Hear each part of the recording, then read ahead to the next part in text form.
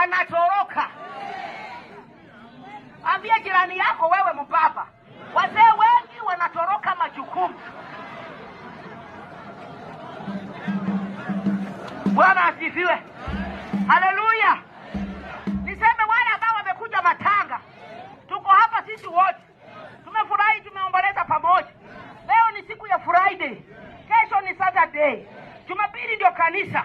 Utaona akipanda gari ya mufu anarudi Nairobi. Na mama anamuacha hapa.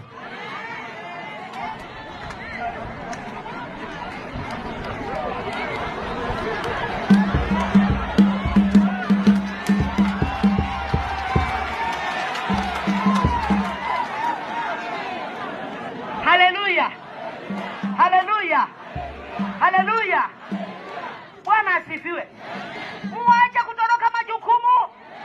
Uende nyumbani upewe listi ya mambo. Kesho usiku upande gari urudi Nairobi kwa sababu unapenda huko. Urudi Mombasa kwa sababu unapenda huko. Lakini ningelikuwa wewe, ningekaa na niambia watu wangu wa kanisa, mnajua mama English alikufa. Kwa hivyo tulienda kuzika mama English. Sunday moja ukikosa kanisani, kanisa halitaanguka.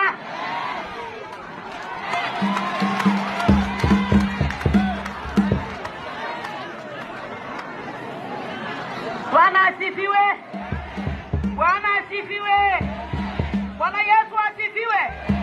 Wamama mpo na wazee.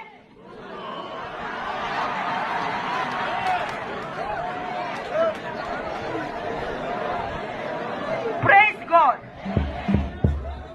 Dorokasi alifanya kazi usiku na mchana. Na wakati aliamuka, yeye aliamuka, wakina Petro wakamuombea. Ishara zikatendeka. Watu wakaokoka kupitia kwa ushuhuda wa mama Dorokasi. Watu walizungumuza mema juu yake. Hawakuzungumuza kinyume. Lakini naye mimi ninapenda wale wanazungumuza kinyume. Sisemi na wewe na mimi. I don't care what you say about me.